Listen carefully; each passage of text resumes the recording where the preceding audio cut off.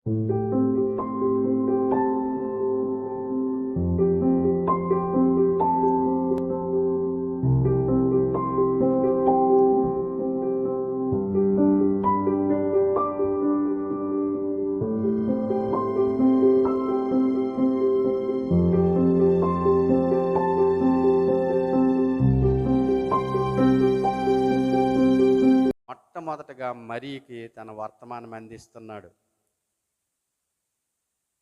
ఆకాశము నుండి దేవుడు గాబ్రియేలు దూతను పంపి, దయాప్రాప్తురాలా, నీకు శుభము కలుగును గాక.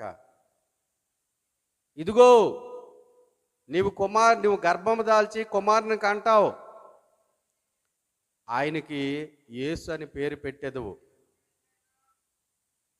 ఇది ఎలా జరుగుతుంది ప్రభువా అని తన వాస్తవికతను కనపరిచినప్పుడు దేవుని దూత మరీతో అంటున్న మాట, నిజమే, నువ్వు చెప్పింది అక్షరాల నగ్న సత్యమే, అది సాధ్యము కాని పని, కానీ నిన్ను ఒక మానవులకు అతీతమైన ఒక శక్తి, నేల మీద మట్టి రవ్వంతా లేనప్పుడు భూమండలాన్ని సృష్టించిన శక్తి, మనం చూస్తున్న ఆకాశ మండలము ఏది లేనప్పుడు తన వాక్కు చేత సృష్టించినటువంటి ఆ శక్తి నిన్ను కమ్ముకుంటుంది, నువ్వు కుమారుని కంటావు, ఆయన పేరు యేసు, ఆయన తన ప్రజల నిమిత్తం మరణం అవటానికి, బలియాగం అవటానికి వచ్చి ఉన్నాడనే వర్తమానాన్ని మరీకి దేవుడు పంపించాడు. అయితే ఆ సమయంలో ప్రపంచాన్ని గడగడలాడిస్తున్నటువంటి హేరోదు రాజు ఉన్నాడు, శాస్త్రులు ఉన్నారు, పరిసయ్యులు ఉన్నారు, యాజకులు ఉన్నారు, ధర్మశాస్త్రాన్ని ఆరపారా పట్టినటువంటి నిపుణులు ఉన్నారు, ధనవంతులు ఉన్నారు, బలవంతులు ఉన్నారు, పేరు ప్రఖ్యాతి కలిగిన వారు ఉన్నారు. వారెవరికి పరలోకము నుండి వర్తమానం అందలేదు, కానీ అన్ని విధాలుగా తక్కువగా ఉన్నటువంటి అతి చిన్న వ్యక్తి దగ్గరికి దేవుని వర్తమానాన్ని పంపించాడు. ఆ వర్తమానము మరియ దగ్గరికి ఎందుకు వచ్చింది? ఒకవేళ మరియమ్మ కనుక ఆ సమయంలో భూమి మీద లేకపోతే, ఒకవేళ యేసుక్రీస్తు అనే రక్షకుడు రాకపోవునా అన్నటువంటి సందేహము లేకపోలేదు. అంతమంది ప్రజలు ఉన్నారు, కానీ మరియ దగ్గరికి మాత్రమే వర్తమానం అందింది. మరియ మాత్రమే, యేసేపు మరియ మాత్రమే ఈ లోకానికి యేసు ప్రభువుని అందించగలిగారు, ప్రపంచానికి రక్షణ కార్యం జరిగింది. అయితే మరియమ్మని యేసు ప్రభు వారు గర్భాన్ని జన్మించడానికి, ఆ దేవాతి దేవుడు, మహోన్నతుడు, మహిమ కలిగిన దేవుడు, ఆకాశము సింహాసనము, భూమి పాదపీఠముగా చేసుకున్న దేవుడు, షెరూపులు కెరూపుల మధ్య పరిశుద్ధుడు పరిశుద్ధుడని కొనియాడబడుతున్న ఆ దేవాతుడు, 10,000లో పోల్చదగిన దేవుడు, నిరంతర స్తోత్రార్హుడై ఉన్నటువంటి ఆ దేవుడు మరీ దగ్గరికి తన వర్తమానాన్ని పంపాడు. దయా ప్రాప్తురాలా, నీకు శుభం. ఏమిటా శుభం? ఇదిగో కన్యక గర్భము ధరించి కుమారుని కంటాది. ఇది ఎలా సాధ్యం? మరియా, భయపడకు, దేవుడు నీకు తోడై ఉన్నాడు. ఒక మానవులకు అతీతమైన శక్తి నిన్ను కమ్ముకుంటుంది, దాని ద్వారా నువ్వు గర్భము ధరిస్తావు. అందుకే మీరు మత్తయి సువార్త చూస్తే అనేకమైన వంశావళులు కనిపిస్తాయి మనకి. ఆ వంశావళిలో మీరు చూస్తే, మనం గమనిస్తే ఒక విషయం మనకి కనబడుతుంది. చూడండి, మత్తయి సువార్త 1వ అధ్యాయము 1వ వచనమును చూస్తే, అబ్రహాము కుమారుడు దావీదు కుమారుడైన యేసుక్రీస్తు వంశావళి. అబ్రహాము ఇస్సాకు కనెను, ఇస్సాకు యాకోబును కనెను, యాకోబు యోదాను అతని అన్నదమ్ములను కనెను, యోదా తామారునందు పేరేసును జెరూహును కనెను. ఇలాగ మీరు చూసుకుంటూ వస్తే పురుషుల పేర్లు మనకి ప్రస్తావించబడతాయి. కానీ ఒకే ఒక్క దగ్గర మాత్రం పురుషుని ప్రమేయం లేకుండా స్త్రీ ద్వారానే సంతానము పుట్టినటువంటి వ్యక్తి ఎవరంటే ప్రభు అయిన యేసుక్రీస్తు మాత్రమే. దేవునికి మహిమ కలుగును గాక. యేసుక్రీస్తు వారి ప్రభువు ఈ లోకములో పుట్టడానికి పురుషుని యొక్క ప్రమేయం లేదు. అందరి పేర్లు మనం చదివితే అబ్రహాము ఇస్సాకు, ఇస్సాకు యాకోబు, యాకోబు యోదా, ఇలా మనం చూస్తాం. కానీ యేసు ప్రభు దగ్గరికి వచ్చేసరికి స్త్రీ పురుషుని ప్రమేయం లేకుండా స్త్రీ సంతానం మాత్రమే మనకు అక్కడి కనిపిస్తుంది. దేవునికి మహిమ కలుగును గాక. గడికి చెబుతాం హల్లెలూయా, హల్లెలూయా. అయితే ఈ యేసు ప్రభు జన్మించడానికి, యేసు ప్రభుని లోకానికి అందించడానికి మరియును యేసేపును దేవుడు ఎన్నుకున్నాడు. అందులో మరీ పాత్ర చాలా గొప్పదని మనం చెప్పకనే చెప్పొచ్చు. అంతమంది ఉన్నప్పటికీ కూడా మరీనే దేవుడు ఎందుకు ఎన్నుకున్నాడు? మరీ ద్వారానే ఈ లోకానికి యేసుక్రీస్తుని అందించడానికి ఒక పాత్రగా ఎందుకు అలాగ నిలబడింది? ఆమెలో ఉన్న గొప్పతనం ఏంటి? ఆమెలో ఉన్న విశేష గుణం ఏంటి? ఆమెలో ఉన్నటువంటి ప్రత్యేకత ఏంటి అన్నటువంటి విషయాలను చూస్తే మనకు నిజంగా ఆశ్చర్యం కలుగుతుంది. ఆమేన్. ఒకవేళ అలాగా మనము కూడా ఈ లోకంలో నడుచుకుంటే ఈ భూలోక మండలం అంతా ఎప్పుడో క్రీస్తుని అంగీకరించేదేమో. దేవునికి మహిమ కలుగును గాక. ఆమెలో ఉన్నటువంటి ఒక 3 ప్రత్యేకతలు ఉన్నాయను చూపిస్తాను, మనం చూద్దాం. యేసు ప్రభు జన్మించక ముందే 700 సంవత్సరాలకు ముందే యెషయా ప్రవక్త ద్వారా దేవుడు ఒక ప్రవచనాన్ని ప్రజలకు అందించాడు. ఏమనంటే, ఇదిగో కన్యక గర్భము ధరించి కుమారుని కంటది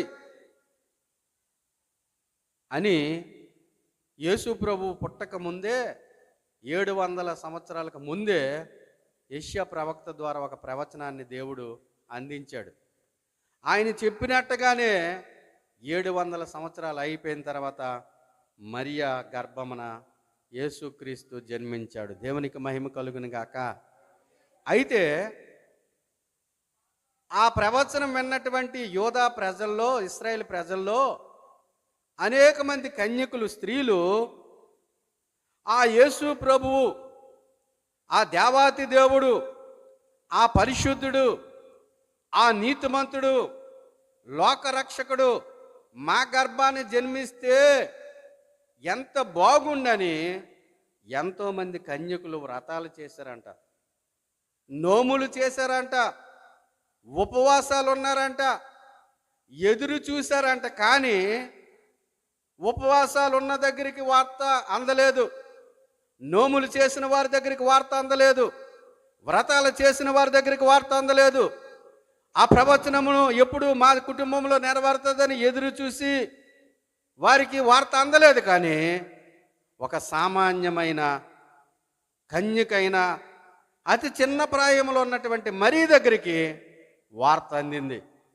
కారణం ఏంటో మనం చూద్దాం. అలా అందినటువంటి ఆ వార్త మరీ దగ్గరికి ఎందుకు వచ్చింది? మరీలో ఉన్నటువంటి ఆ గొప్ప గుణాలేంటో మనం చూద్దాం. మొట్టమొదటగా మరీని ఆకర్షించడానికి, మరీ దగ్గరికి ఆ వర్తమానం రావటానికి కారణం ఏంటంటే మరియా పరిశుద్ధమైన జీవితం జీవించింది. దేవునికి స్తోత్రం. ఏ వ్యక్తి అయితే, ఏ కుటుంబం అయితే పరిశుద్ధులుగా జీవిస్తారో దేవుడు వారి ద్వారా ఈ ప్రపంచానికి తను కనపరుచుకుంటాడు.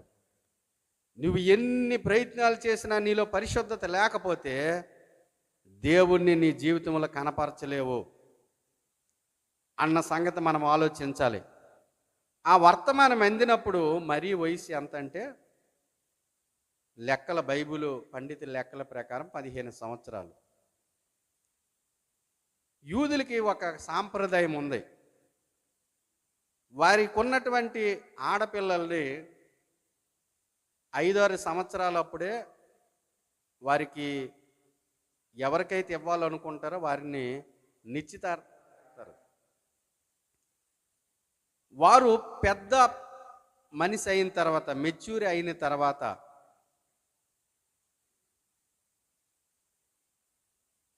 అప్పుడు ఎవరితో అయితే నిశ్చితార్థం చేస్తారో వారికి ప్రదానం చేస్తారు. 15 సంవత్సరాలు రాగానే ఆమెకి ఏం చేస్తారండి? ప్రదానం చేస్తారు. ప్రదానం అయిన తర్వాత వివాహానికి ప్రదానానికి 1 సంవత్సరం కాలం గడువు పెడతారు. ఎందుకంటే ఈ సంవత్సర కాలంలో ఆమె తన ప్రత్యేకతను నిరూపించుకోవాలి. వారిరువురు కూడా ఒకరిని ఒకరు కలయకూడదు, పరిశుద్ధమైన జీవితం జీవించాలి. అది యూదుల యొక్క సాంప్రదాయం. ఆ సందర్భంలో యోసేపుకు ప్రదానం చేయబడిన తర్వాత 15 సంవత్సరాలు ఉన్నటువంటి ఆ కన్యక దగ్గరికి ఆ వర్తమానం అందింది. కాబట్టి నేను పురుషుణ్ణి ఎరగని దానను, ఇది ఎలా జరుగుతుంది అని తన ఉన్న వాస్తవికతని యథార్థతని చెప్పింది. 15 సంవత్సరాలు వయసులో ఉన్నవారు, లేకపోతే 15 నుంచి 18 సంవత్సరాలు వయసులో ఉన్నవారు మనస్సు ఎలా ఉంటుందంటే అటు చిన్నవారిలో లెక్క వేయలేము, ఇటు పెద్దవారిలో కూడా లెక్క వేయలేము. వారి మనస్సు అంతా కూడా చాలా డిస్టర్బ్గా ఉంటుంది. వారి ఆలోచనలు, వారి హృదయం అంతా కూడా చెడ్డతో నిండిపోతుంది. ఏం చేస్తారో వారికి అర్థం కాని వయసు అది.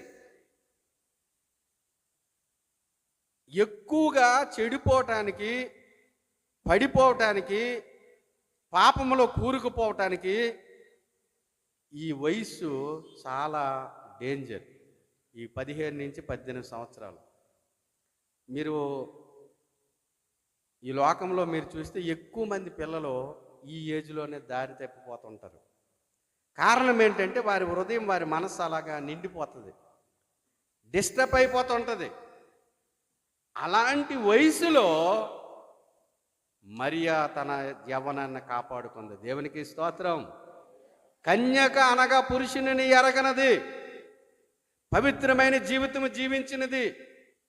ఏ భర్త కొరకు ప్రదానం చేయబడిందో ఆ భర్తతో వివాహం కొరకు తన్ను తాను ప్రత్యేకపరుచుకొని పరిశుద్ధపరుచుకొని ఒక కన్యకలాగా ఉంది కనుక ఆ పట్టణములో, ఆ దేశములో, ఆ ప్రాంతములో ఎంతో మంది గొప్పవారు ఉన్నా మా యేసు ప్రభు మాలో జన్మించాలి, మేము క్రీస్తుని లోకానికి పరిచయం చేయాలని ఎదురు చూస్తున్నా వారు ఎవరిని కాదని మరీ దగ్గరికి ఆ వర్తమానం వెళ్ళింది. కారణం ఏంటంటే మరియా పరిశుద్ధమైన జీవితం జీవించింది.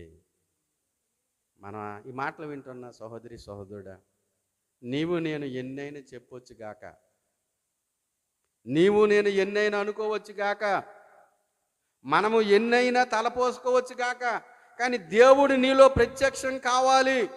నీ జీవితంలో దేవుడు కార్యం జరగాలి. నీ జీవితం ద్వారా దేవుడు ఉద్భవించాలి. నీ జీవితం ద్వారా దేవుడు ఈ లోకానికి చుట్టుపక్కల వారికి పరిచయం అవ్వాలంటే ఏ కుటుంబం అయితే, ఏ స్త్రీ అయితే, ఏ పురుషుడైతే పరిశుద్ధమైన జీవితం జీవిస్తాడో దేవుడు ఆ కుటుంబంలో, ఆ జీవితంలో ఉండి తనతో ఈ లోకానికి పరిచయం చేసుకుంటాడు. దేవునికి స్తోత్రం. కనుక మరీనే కోరుకోవటానికి కారణం ఏంటంటే మరీకి పరిశుద్ధమైన జీవితము జీవించింది. మరీని ప్రస్తావిస్తూ ఈమె కన్యక, ఇదిగో కన్యక అంటే పురుషుని ఎరగనది, పవిత్ర జీవితము జీవించినది. కనుక మరీని ఎన్నుకోవడానికి మొట్టమొదటి కారణం ఏంటి చెప్పండి? తనకి పరిశుద్ధత. ఈ మాటలు వింటున్న సహోదరి సహోదరుడా, నీ దేవుడు పరిశుద్ధుడు కనుక నీవు కూడా పరిశుద్ధంగా ఉండాలి. ఎన్నటెన్నటికీ పరిశుద్ధతే అనుకూలం. ఎవరైతే పరిశుద్ధంగా జీవితాన్ని జీవిస్తారో దేవుడు వారితోనే ఉండటానికి ఇష్టపడతాడు. నీకెన్ని తలంతులు ఉండొచ్చుగాక, ఎన్ని వరాలు ఉండొచ్చుగాక, ప్రజల దగ్గర నువ్వు ఎన్ని రకాలుగా ప్రవర్తించవచ్చు, కనపరుచుకోవచ్చు, గొప్పగా ఉండొచ్చు. కానీ నా దేవుడు ఎవరిని కోరుకుంటాడంటే నీ తలంతులు కోరుకోడు, నీ స్థితిని కోరుకోడు, నీ చదువుని కోరుకోడు, నీ డిగ్నిటీని కోరుకోడు. కానీ ఎవరైతే పరిశుద్ధత కలిగి ఉంటారో నా దేవుడు వారితోనే ఉంటాడు. దేవునికి స్తోత్రం. కనుక మొదటిది మరీని ఎన్నుకోవటానికి, యోసేపుని ఎన్నుకోవడానికి కారణం ఏంటంటే వారిలో పరిశుద్ధత ఉంది. యోసేపుని గురించి కూడా మనం ఆలోచన చేస్తే ఆ సమయంలో వారికి ఒక సాంప్రదాయం ఉంది. ఎవరైనా పాపముతో పట్టబడితే మోసే ధర్మశాస్త్ర ప్రకారం రాళ్ళుతో కొట్టి చంపాలి. యోసేపుకు ఒక అవకాశం ఉంది. ఇదిగో నాకు ప్రదానం చేయబడిన ఈ కన్యక ఇలాగ గర్భం ధరించింది, ఎవరితో పోయిందో, ఎక్కడ తిరిగిందో, ఈమె గర్భం కనబడుతుందని అందరి ముందు నిలబెట్టి రాళ్ళుతో చంపే అవకాశం ఉంది. ఒకటి. రెండోది ఏంటంటే యోసేపు నీతిమంతుడు కనుక ఆమె ఇష్టం వెళ్ళిపోయింది. దానికి ఆమెను అనవసరంగా నిష్కారణంగా నేను అందరి ముందు దోషిగా నిలబెట్టి చంపడం ఎందుకు అని తనని శిక్షించక ఇష్టం లేక తనను వదిలేసి నేను వెళ్ళిపోతే యోసేపు ఈ పని చేసి పారిపోయాడని నింద నా మీద వేస్తారు అని ఒక నీతిమంతుడు కనుక ఆమెని వదిలి వెళ్ళిపోవాలని ఆలోచించాడు. ఆ రాత్రి సిద్ధపడ్డాడు. ఆకాశమందున్న దేవుడు నీ హృదయాన్ని ఎరిగిన దేవుడు, నీకు ముందేంటో వెనకేంటో దేవుడు భూత భవిష్యత్తు వర్తమానం తెలిసిన దేవుడు కనుక యోసేపు దగ్గరికి వచ్చి, యోసేపు నువ్వు మరియుని చేర్చుకోక, భయపడక యోసేపు, సందేహించకో. ఇదిగో ఆమె గర్భం ఎలా ధరించింది తెలుసా? పరిశుద్ధాత్మ చేత గర్భం ధరించింది అని చెప్పగానే యోసేపు కూడా సరెండర్ అయిపోయాడు. దేవునికి స్తోత్రం.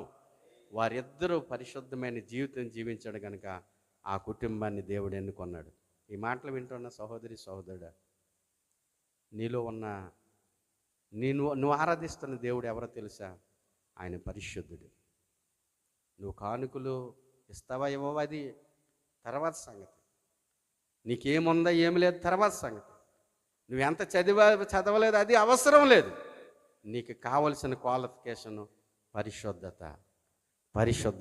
చదువు లేకపోవచ్చు, జ్ఞానం లేకపోవచ్చు, ధనధాన్యాలు లేకపోవచ్చు, పేరు ప్రఖ్యాతులు లేకపోవచ్చు, అందరి చేత వెలివేయబడిన స్త్రీగా పురుషుడికి ఉండొచ్చు. కానీ నా దేవుడు నీ ద్వారా ప్రత్యక్షం కావాలంటే నీకు కావాల్సింది పరిశుద్ధత.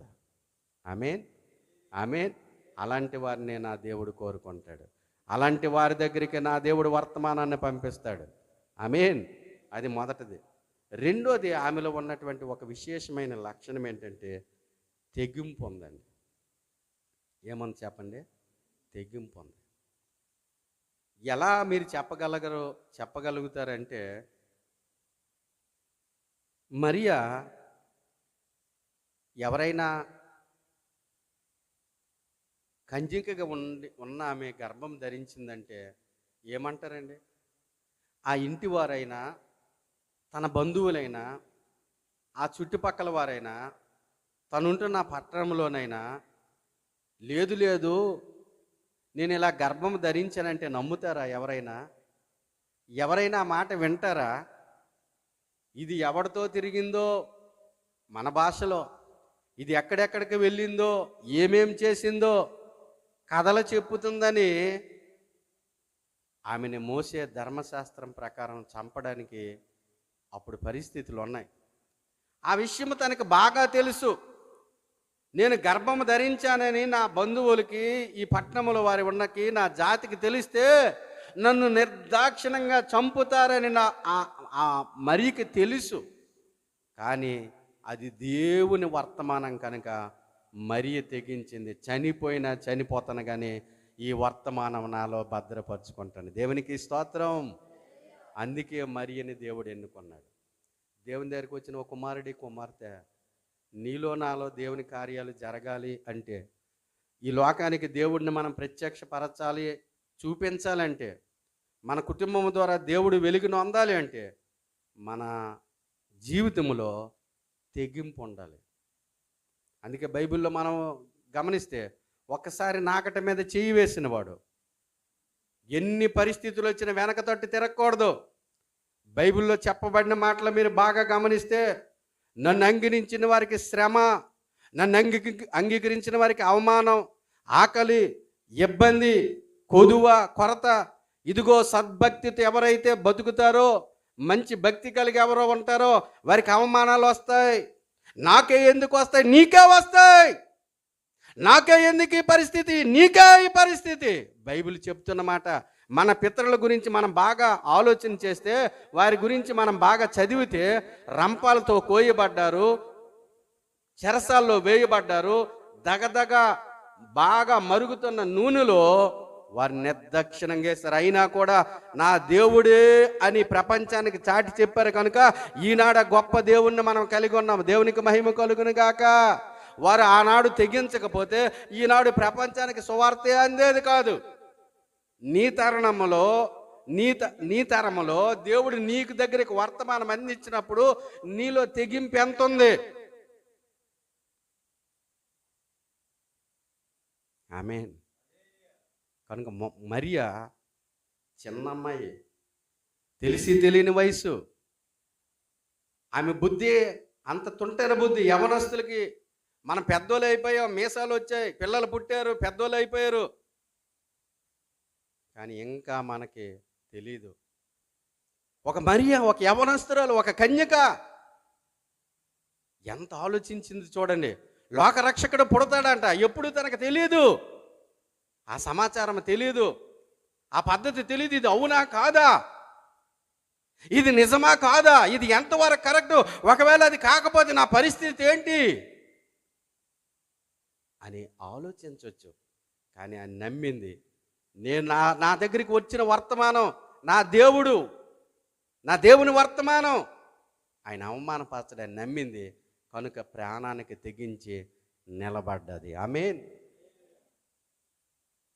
మీరు ఏమనుకోకండి, ఏమనుకుని నేను చెప్పాలి. బైబిల్లో అలిగిన వాళ్ళ గురించి ఏం చెప్పిందంటే, వాళ్ళు చిన్న పిల్లలు. పేరు చెప్పకపోతే అలుగుతావు, పిలకపోతే అలుగుతావు, ఏది చేసినా అలకే. ఈ మరియా గురించి మనం చూస్తే ఏం చేసిందండి ఆమె? ఏం చేసిందట? తెగించి. నువ్వు తెగిస్తావు, యవనస్తురాల బరి తెగిస్తావు. పెళ్ళి అయిన వాళ్ళు కూడా బరి తెగిస్తారు. ఆ తెగింపు కాదు, ఒక మంచి కోసం, ఒక రక్షణ కోసం, దేవుణ్ణి తెలుసుకోసం, దేవుని కొరకు అనేకులు పట్టడం కోసం తెగింపు ఉండాలి నీలో.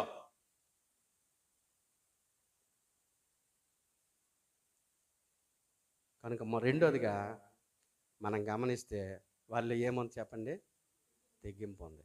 యేసేబు ఆ వార్త మనం విని, ఓ యేసేబు నువ్వు డౌట్ పడకయ్యా, మరీ గర్భం ధరించింది పరిశుద్ధాత్మ చేత కనుక నువ్వు మరియని తీసుకొని ఫలానా ప్రాంతానికి వెళ్ళని దర్శనంలో కలల ద్వారా దేవుడు దర్శించాడు. వెంటనే మరియని చేర్చుకొని, మీరు గమనించండి, మరియా యేసేపు ఎంత గొప్పవారు, దేవుని మాట అందుకున్నారు. ఆ గర్భము ధరించి ఆ కుమారుని కనేంత వరకు మరియని తనను ముట్టుకోలేదు. ఆమేన్. ఎంత పరిశుద్ధంగా ఉన్నారో చూడండి. వారిని ఎవరు చూస్తారు? వారికి ఎవరు అజమాయిషి ఉంది? కానీ దేవుడు చూస్తాడు. ఆకాశమందున్న దేవుడు, ఏ దేవుడైతే వర్తమానం అందించాడో, ఏ దేవుడైతే మమ్మల్ని దర్శించాడో, ఏ దేవుడైతే ఈ లోకానికి రక్షకుడిని పరిచయం చేయాలనుకుంటున్నాడో ఆ దేవుడు చూస్తాడు అని మరలా ఆ గర్భము ధరించి కుమారుని కన్నంత వరకు మరియను ముట్టలేదంట. మన భాషలో చెప్పాలంటే కలయలేదు, కలుసుకోలేదు. ఎంత తెగింపండి వాళ్ళకి. మరియని తీసుకొని గాడిద మీద కూర్చోబెట్టి 150 కిలోమీటర్లు నిండు గర్భముతో ఉన్న మరియని తీసుకుని వెళ్ళాడు. చాలా విషయాలు ఉన్నాయి ఇక్కడ. 150 కిలోమీటర్లు, నీకు అన్నీ ఉన్నాయి, కానీ నీకు ఎందుకో అంత. కనుక మొదటిది మరియని ఎన్నుకోవడానికి కారణం చెప్పండి, పరిశుద్ధత. రెండోది తెగింపు. మూడోదిగా చూస్తే మరీ దగ్గరికి ఎప్పుడైతే వర్తమానం వచ్చిందో, మరియా దయాప్రాప్తురాలా, నీకు శుభము, దేవుడు నీకు తోడై ఉన్నాడు, భయపడకని చెప్పింది. మరియా వెంటనే ఇది ఎలా జరుగుతుంది, ఇది ఎలా అవుతుందయ్యా? గత వారం ఈ వర్తమానం విన్నాం. ఇది ఎలా అవుతుంది నా జీవితంలో? నాకున్న శక్తి కొంచెమే, నా జ్ఞానము కొంచెము, నా పరిస్థితి చాలా పెద్దగా ఉంది, నా అనేవారు ఎవరు లేదు, ఇది ఎలా జరుగుతుంది? నేను ఎలా బయటపడతాను? ఎలా నా కుటుంబం కట్టబడుతుంది? ఎలా నా జీవితం ఆనందంగా సంతోషంగా ఉండగలుగుతుందని అన్నప్పుడు మరీతో దేవుని దూత అంటున్నాడు, పరిశుద్ధాత్మ నిన్ను కమ్ముకుంటుంది, నువ్వు కుమారుని కంటవా అన్నాడు. వెంటనే మరీ చెప్పిన మాట ఏంటంటే, ఏమన్నా చెప్పండి చూడండి, దేవుడు చెప్పిన ఏ మాట కూడా నిరర్ధకము. ఆ మాట చెప్పకముందు మరియా ఒక విషయాన్ని గుర్తు చేస్తున్నాడు. ఇదిగో నీ బంధువురాలు ఎలిజబెత్ గొడ్రాలు, కానీ ఇప్పుడు 6వ నెల గర్భము ధరించింది.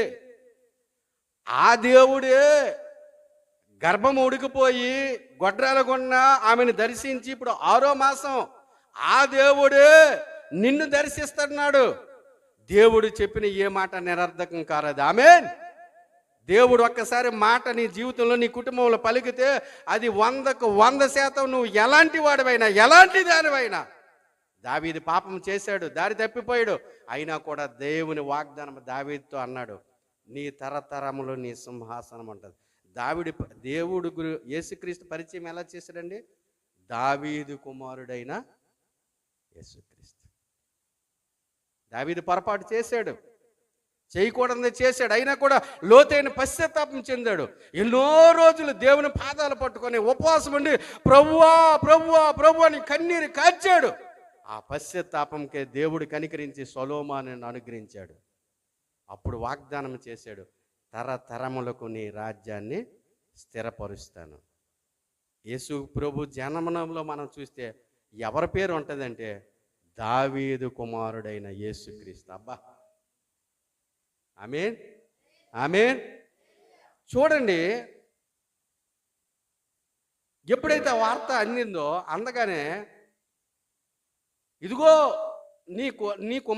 నీ బంధువురాలు ఎలిజబెత్ 6వ నెల ఉంది, గొడ్రాలు కదయ్యా. అవన్నీ అక్కడ రాయబడలేదు. గొడ్రాలు కదా, అవును గొడ్రాలే, కానీ దేవుడు దర్శించాడు ఆమెని. వృద్ధాప్యములు ఉన్నాడు, గొడ్రాలకు ఉన్నారు, సంతానం లేదు, దేవుడు దర్శించాడు. ఇప్పుడు 6వ నెల కనుక దేవుడు చెప్పిన ఏ మాట నిరర్ధకం కాదు. ఆమేన్ ఆమేన్. భయపడుతున్నావా? నిరాశలో ఉన్నావా? నిస్పృహలోనైపోయావా? భయముతో ఉన్నావా? ఆందోళన చెందుతున్నావా? నా పరిస్థితి ఏంటని అలాగ కుమిలిపోతున్నావా? దేవుడు చెప్పిన మాట ఏది నిరర్ధకం కాదు నీ కుటుంబంలో. ఆమేన్. మూడోదిగా ఆమెకు ఉన్నటువంటి విషయం ఏంటంటే, అలా చెప్పిన తర్వాత ఆమె ఏమంటుందంటే, అందుకు మరియా, ఇదిగో ప్రభువా, దాసురాలను, నీ మాట చొప్పున నాకు జరుగునుగాక. గట్టిగా చప్పట్లు కొట్టి దేవుని నామమున మహిమపరచు.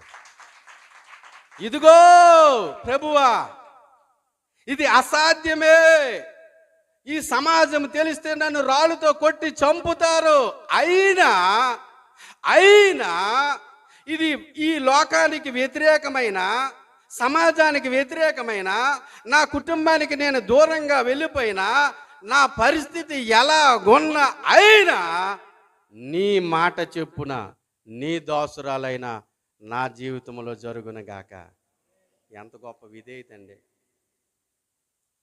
అన్నీ ఉన్నప్పుడు అయ్యగారు ఏం చేయాలి కాదు, నిన్ను తిట్టినప్పుడు కొట్టినప్పుడు ఏయ్ బుద్ధి లేనోడా బుద్ధి లేనిదానా అన్నప్పుడు నువ్వు నిలబడాలి. తోక ముడుచుకొని పారిపోవటం కాదు. పరిస్థితి ఎలా ఉందండి ఇక్కడ? మరి ఇది మనం నిలబడతామా? ఎవరో దేవదూత అట ఎప్పుడు చూడలేదు, అది నిజమా కాదా, అది జరుగుతుందా అవునా, ఈలోపు నా ప్రాణం పోతుంది, నా సంసార నా నా యొక్క యవనం పోతుంది, అయ్యో నేను ఒక భర్త, నేను ఒక వ్యక్తికి ప్రదానం చేయబడ్డానే, ఎన్నో కలల కన్నానే, ఈ కలలన్నీ కలలుగానే మిగిలిపోతాయని అనుకోలేదు.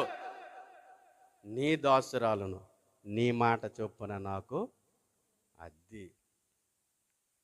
నీవు నేను విధేయులమైనప్పుడే దేవుడు నీ ద్వారా ప్రత్యక్షమవుతాడు. దేవునికి స్తోత్రం, దేవునికి మహిమ కలుగును గాక. ఆమె వయసు చూడండి. ఇప్పుడు యవనస్తులకి ఏమైనా చెప్పగలమా? సరే పెద్దోళ్ళకి చెప్పగలమా? సరే ఇంకా పెద్దోళ్ళకి చెప్పగలమా? నీకేం తెలుసు మా గురించి? కానీ ఒక టీనేజ్లో ఉన్న ఒక అమ్మాయి, మనసులో అన్ని నింపుకున్న ఒక అమ్మాయి, అందరిలాగా చెడిపోవడానికి అవకాశం ఉన్నటువంటి ఒక యవ్వనస్తురాలు ఎంత ఆలోచించిందో చూడండి. ఆమె అలా ఆలోచించకపోతే ఈనాడు క్రిస్మస్ లేదు, స్టార్లు లేవు, పశువుల పాకలు లేవు, డ్యాన్సులు లేవు, పాటలు లేవు, కేకులు లేవు, ఏ క్రిస్మస్ లేదు. ఆమేన్. ఒకసారి మీరు ఊహించుకోండి, ఆ 15 సంవత్సరాల అమ్మాయి ఒక దేవాది దేవుని మాటకి ఎంత విధేయత చూపుతుందో చూడండి. నీ దాసురాలను, నువ్వు ఎవరికి దాసుడు? బైబిల్లో చెప్తే మీరిద్దరికి దాసులుగా ఉండనేరు. ఒకటి సిరికిని, రెండోదేమో దేవునికి. బిస్కెట్ వేస్తే కుక్క తోక ఊపుకొని వస్తుంది, డబ్బులు వేస్తే, డబ్బులు చూస్తే, డబ్బు కోసం ఏ గడ్డి అయినా తినడానికి రెడీ అయిగా ఉన్న పరిస్థితులు ఇవి. నువ్వెవరికి దాసులవు? దేనికి దాసుడువు? మీరు బైబిల్లో భక్తుల గురించి పత్రికల్లో చూస్తే, నేను క్రీస్తు యేసు దాసుడును, నేను క్రీస్తు యేసు దాసుడును, నేను క్రీస్తు యేసు దాసుడును. దాసుడంటే అర్థం ఏంటండి? 6 అడుగుల మనిషి, 6 అడుగులు మీసం ఉంది, బలం ఉంది, నా గురించి తెలుసని విర్రవిగుతావు. కానీ 3 అంగుళాల సిగరెట్కి బానిస అయిపోయాడు దరిద్రుడు. 6 జానల మనిషి, 6 అడుగుల మనిషి 6 జానల బాటలకి బానిస అయిపోయాడు. 6 అడుగుల మనిషి ఒక 5 నిమిషాల శరీర కోరికకి బానిస అయిపోయాడు. 6 అడుగుల మనిషి ఎవడో ఏదో తీస్తే అన్నీ మరిచిపోయి దానికి బానిస అయిపోయిన వారు ఎంతోమంది ఉన్నారు. కానీ ఈమె చెప్తుంది, మరియా, నీ దాసురాలను నీ మాట చెప్పున నాకు. ఈ మాట నేను చదువుతున్నప్పుడు ఆ రాత్రి నేను డ్యాన్స్ చేయాలనిపించింది. ఎంత విధేయత చూడండి. ఆమె వయసు ఎంత, ఆమె జ్ఞానం ఎంత, ఆమెకున్న పరిపక్వత ఎంత, ఆమె ఎంత ఆలోచించింది. అందుకే దేవుడు ఆమెను ఎన్నుకున్నాడు. దేవునికి స్తోత్రం. బైబిల్లో మీరు గమనిస్తే ఎవరైతే విధేయత చూపుతారో, నీకు డిగ్రీ ఉందా, ఈ లోకపరంగా ఏ లైసెన్స్ ఉందా, జ్ఞానవంతుడువా, పేరు ప్రఖ్యాత ఉందా, నీ వంశం గొప్పదా, నీ ఊరు గొప్పదా, నీ పేరు గొప్పది, ఇవి చూడడు దేవుడు. నీకు కావలసిన క్వాలిఫికేషన్ విధేయత. ఆమేన్, ఆమేన్. నీ దాసురాలను, అయ్యా నా ప్రాణం పోతే పోని, నా యవ్వనం ఇక్కడ అర్పిస్తే అర్పించిపోని, నేను ఒక ఇంటికి కోడలుగా లేకపోని, నా కలలుగానే పోని, కానీ నీ మాట చొప్పున నా జీవితంలో జరుగునుగాక.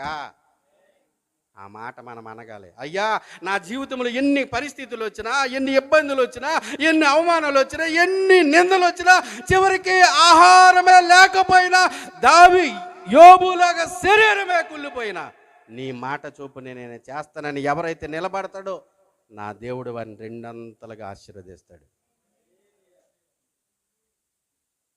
కనుక మరీని ఎన్నుకోవడానికి 3 కారణాలు. ఒకటి, పరిశుద్ధమైన జీవితం. What a wonder. ఎంత గొప్ప అద్భుతం చూడండి. పరిశుద్ధమైన జీవితం అది కనబడాలి. భూమి మీద అందరినీ చూశాడు దేవుడు. ఈ ఇంటిలో అమ్మాయిలు ఉన్నారు, ఆ ఇంటిలో అమ్మాయిలు ఉన్నారు, MTech, BTech, engineer, civil engineer, mechanical, IAS, ఐపీఎస్లు ఉన్నారు. ఒక పేద గుడిసెలో మరియ ఉంది. ఒక పేద గుడిసెలో మరియ ఉంది. వయసు తక్కువ, జ్ఞానం తక్కువ, చదువు లేదు, గుర్తింపు లేదు, పేరు లేదు, ధనం లేదు. కానీ మరియ దగ్గరికి వార్త వెళ్ళింది. కారణం పరిశుద్ధత. ఆమేన్, ఆమేన్. రెండోదిగా ఆమెలో ఉన్నటువంటి తెగింపు. తెగించాలి దేవుని కొరకు. మీకు తెలుసా, ఇంటిలో శవం పెట్టుకొని ఆదివారం దేవుని మందిరానికి వచ్చి ఆరాధించిన సేవకులు, సేవకురాండ్లు, దేవుని పిల్లలు ఎంతోమంది ఉన్నారు. ఇంటిలో భర్త వదిలేసినా కూడా, నీకు విడాకులు ఇచ్చేస్తా, చర్చికి వెళ్తా అన్న కూడా తెగించి దేవుని మందిరకు వచ్చిన స్త్రీలు అన్నారు. నీ ఉద్యోగం పోతాది అన్న నిలబడి ఆరాధనకు వచ్చిన గొప్పోళ్ళు ఉన్నారు. నీవు నేను ఏం చేస్తున్నావు? మనకన్నీ ఉంటే కూడా నీ తెగింపు నా తెగింపు ఎలా ఉంది? కనుక రెండోదిగా ఆమెలో ఏముంది చెప్పండి? తెగింపు ఉంది. మూడోదిగా చెప్పండి విధేయత. మీ మాట ఎలా నడుచుకోమంటే అలాగే నేను నడుస్తానయ్యా. నా చిత్తం కాదయ్యా, మీరు ఏది చెబితే అదే నా జీవితంలో జరుగు. నీ దాసురాల్ని, దాసులంటే పూర్తిగా వారికి సరెండర్, పూర్తిగా నా ప్రమేయం ఏమీ లేదు. మీరు కూర్చోమంటే కూర్చుంటా, నిలబడమంటే నిలబడతా, తినమంటే తింటా, అక్కడికి వెళ్ళమంటే వెళ్తా, ఇక్కడికి రమ్మంటే వస్తా. మీరు ఏది చెబితే అదే నేను చేస్తాను. నేను మీ దాసురాలను. నువ్వు ఎవరికి దాసురాలు? ఎవరికి దాసుడు? ఆ మాట మన గురించి చెప్పగలడా నా యేసయ్య? పత్రికల్లో చూస్తే వారిని పరిచయం. అపోస్తలుడైన పేతురు, యోహాను, యాకోబు, పౌలు, నీ దాసుడనైన నేను, నీ దాసుడనైన నేను, నీ దాసుడనైన నేను. ఖండాలు తిరిగావు కదా పౌలు. పేతురు గారు వస్త్రాలు తాకితే స్వస్థత వచ్చింది కదా, ఏదేదో పెట్టుకోవచ్చు కదా, డాక్టరు, రెవరెండు, బిషప్, ఏదో ఏదో. కానీ వారు పెట్టుకునే నీ దాసుడును, నీ దాసురాలను. ఆమేన్. నువ్వు దేనికి దాసుడుగా ఉన్నావు? తాగినోడు ఆ రోజు తాగకపోతే ఉండలేడు. సిగరెట్ తాగినోడు అలవాటు ఉన్నాడు, ఆ రోజు తాగకపోతే ఉండలేడు. సినిమాకి అలవాటు ఉన్నాడు, వాళ్ళ ఫ్యాన్స్ హీరో వచ్చినప్పుడు చూడకుండా ఉండలేదు. నీకు ఇష్టమైన సీరియల్ వస్తే ఈ ప్రాణం పోతుందని నువ్వు చూడకుండా ఉండలేవు. అలాగే నువ్వు దేవునికి దాసుడు, దాసురాలు అయితే ఆయన ఆరాధించకుండలేవు, ఆయన సన్నిధిలో ప్రార్థించకుండా ఉండలేవు, ఆయన వాక్యమును గైకొనకుండా ఉండలేవు, ఆయన చిత్తాన్ని జరిగించకుండా నువ్వు ఉండలేవు. అందుకే అదే పౌలు అంటాడు, ఇదిగో పాతవన్నీ పోయాయి, ఇప్పుడు నూతనమైపోయాను. ఇక నువ్వు జీవించేవాడు నేను కాదు, పౌలునే కానీ నేను కాదు, నాలో క్రీస్తు యేసే జీవిస్తున్నాడు. ఆయన ఏం చెప్తే అదే చేస్తాను. ఆమేన్. కన్ను నా కన్ను కాదు, చేతులు నా చేతులు కాదు, కాళ్ళు నా కాళ్ళు కాదు, ఈ శరీరం నా శరీరం కాదు, ఇది దేవుని ఆలయం. దీన్ని నేను ఎలా పాడు చేస్తా, ఎక్కడెక్కడ తిరుగుతా, ఏదేది చేస్తా, ఇది దేవుని దాసుడు నేను. కనుక వారు ప్రపంచాన్ని కదిలించగలిగారు. ఆమేన్. నువ్వు ఇలాగే ఈ మాటలు విని అలాగే నడుచుకుంటావా? లేకపోతే ఈ ప్రపంచమంతా జరుగుతున్నటువంటి ఈ క్రిస్మస్ సందర్భంలో నిన్ను నీవు మార్చుకొని దేవునికి ఒక మరిలాగా నిలబడతావా? ఒకసారి ఆలోచించేద్దాం. దేవుడు తన అమూల్యమైన మాటలు నీకు వినిపించినప్పుడు నీ హృదయము పగిలి, నీ హృదయము బద్దలు చేసుకొని, ప్రభువా ఆ మరి లాంటి జీవితం నేను జీవించాలయ్యా, నాలో వీలైనంత వరకు పరిశుద్ధత కలిగి ఉంటానయ్యా, నీ కొరకు తెగింపు కలిగి ఉంటానయ్యా. అన్నదమ్ములైనను, అక్కచెల్లులైనను, ఇండ్లైనను, భూములైనను నా కొరకు వదిలేసిన వారు నూరంతలు పొందుకుంటారు. ఆమేన్, ఆమేన్. మన బంధం ఆత్మబంధం, మన బంధం గొప్పది. నీ కొరకు రక్తం కాచబడింది, అది మామూలు బంధం కాదు.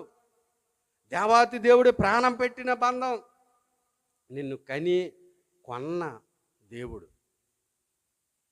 ఆ దేవునికి మనమిచ్చే విలువ ఎంత? మొదటిది చెప్పండి, పరిశుద్ధమైన జీవితం. రెండోదేమో తెగింపు ఉంది. మూడోదేమో విధేయత ఉంది. కనుకనే మరియును యోసేపుని దేవుడు ఎన్నుకొన్నాడు. వారి ద్వారా ఈ లోకానికి లోకరక్షకుడిని పరచడానికి దేవుడు వారికి కృపనిచ్చాడు. ఈ తరంలో ఈ మాటలు వింటున్న మనం, నీవు నేను క్రీస్తు మనలో ప్రతిబింబించాలి. ఈ లోకానికి చుట్టుపక్కల వారికి క్రీస్తుని మన ద్వారా పరిచయం చేయాలంటే ఆ లక్షణాలు నీవు నేను కలిగి ఉంటే ఖచ్చితంగా నిశ్చయంగా అనేకులు దేవుని యొద్దకు రావడానికి దేవుడు కృప చూపుతాడు. అట్టి గొప్ప కృప దేవుడు మనందరికి కూడా అనుగ్రహించును గాక.